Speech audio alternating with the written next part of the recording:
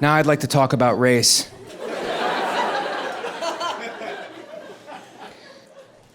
I'm a straight white, and I'm coming out of the closet straight white. I don't know if we have a closet. We have more of a wine cellar. But sometimes, admittedly, I only see things from my straight white perspective. For example, I went to Aruba before the dark times without my significant partner, which is what Twitter makes me call my girlfriend now. And I needed somebody to rub sunblock on me. And I know what you're thinking, that's a straight white problem. But if you're a straight white, without your intimate partner, who do you ask? Another straight white? The answer is no, because we don't help each other. Do you ask the straight white's wife? Now you gotta fight the straight white. We're a jealous group. Can't ask a kid. I think Epstein ruined that for all of us. I asked my friend who's an African-American woman, I'm like, will you please rub sunblock on me? She goes, sunblock, Michael, is racist. I go, how so? She goes, it's a product, Michael, that's dedicated to keeping you white. I couldn't wrap my straight white brown... I couldn't...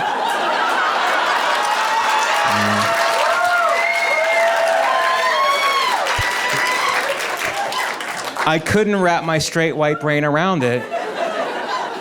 And then she goes, and you could tell the level of racism by the SPF. SPF 5 is a little bit racist. SPF 40 is Nazi strength. She goes, give me one reason I should rub this sunblock on you, Michael. One reason. I go, melanoma? That was her name, Melanoma Jenkins.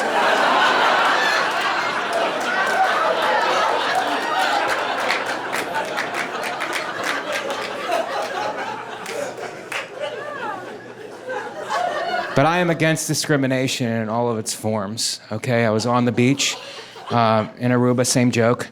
And there's these children building a sandcastle, so I examined it very carefully because I'm a thoughtful person. And then I kicked it over with tears in their eyes. They were like, sir, why?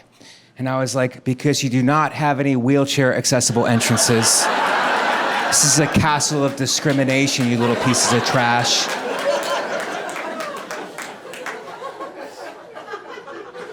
And I told that joke to an audience full of people in wheelchairs, and they actually gave it a standing ovation. So you guys have a lot of work to do. But to be honest, guys, with what's going on today, I just kind of do whatever fits my own narrative. Like I have a white friend who goes, standardized testing is racist. And I actually agree with that because I did not do well on my SATs. So I go, yeah, I agree. He goes, it doesn't apply to you, Mike, because you're a straight white. I go, it does apply to me. If the test is racist and I'm not a racist, I'm not going to do well on it. I go, what did you get on the SATs? He goes, 1580. I missed one question. I go, good job, Hitler.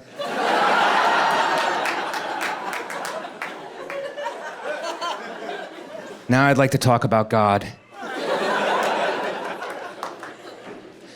I am Catholic. Anybody? Well, for the rest of you guys who are going to hell,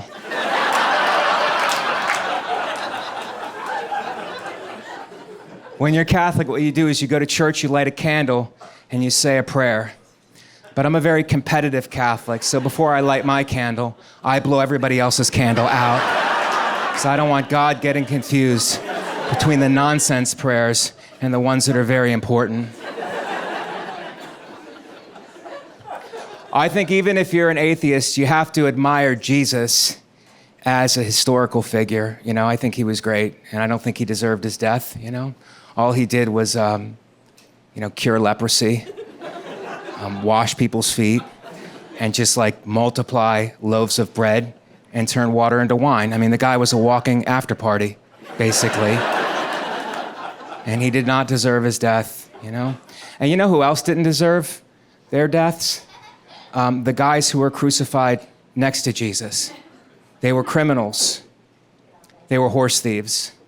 I'm not going to stand up here and tell you guys that stealing a horse is the right thing to do. It's not. But it's not crucifixion wrong. Even for Roman times, that's a bit harsh. That's why in the Bible, there's so many letters to the Romans.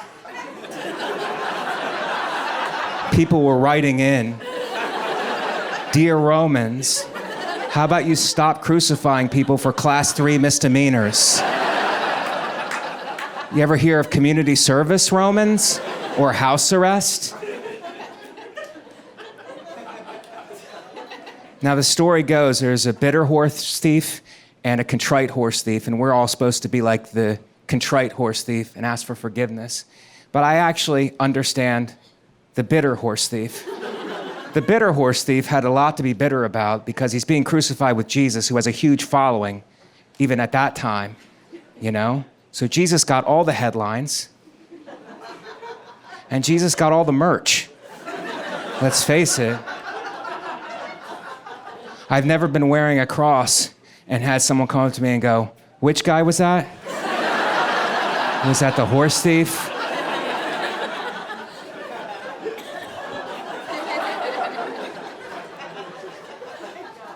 Now, miss, have you been to Israel? Not yet. Well, I went over there before the dark times. Did I learn Hebrew? No, I didn't. But I looked at it a lot. And the language of Hebrew just looks like somebody is repeatedly trying to draw a footstool over and over again. It just looked like footstool, half a footstool, one leg of a footstool, footstool flipped over, footstool flipped over, footstool, one leg of a footstool, flipped over footstool, half a footstool, one leg of a footstool, footstool, footstool, half a footstool. I just wish you guys a happy Easter in Hebrew. I just wish you guys a happy Easter.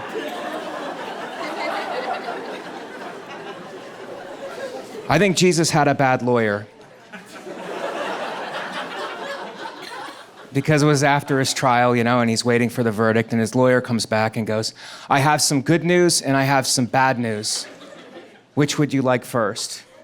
And Jesus goes, "I'm about the good news, so give me the good news."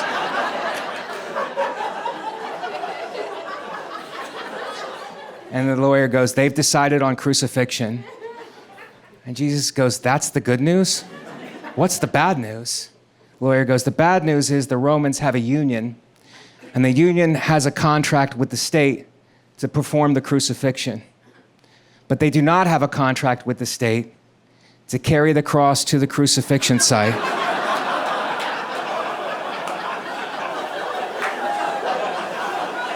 Jesus goes, "Why are you telling me this?" The lawyer goes, "They want to pay you a non-union wage to carry the cross, you know?" Jesus goes to the lawyer, he goes, "Who are these people that are doing this to me?" And the lawyer goes, "They're the Romans, but later they will become Italians. And if it matters, in the future, they're going to be way into you. They're really super into your birthday. And they're going to put nativity scenes with your whole family on their front lawn. And if anybody messes with them, they'll flip out and it'll make the newspaper." And Jesus goes, "Italians, huh? Well, how about this? Everybody in their ethnicity, all the men in their ethnicity have hair on their back for the rest of eternity. All their women have mustaches. All their kids live with their parents until they're 40. And when they do move out, they move next door. How's that? Is that fun? Tell them it's from the King of the Jews."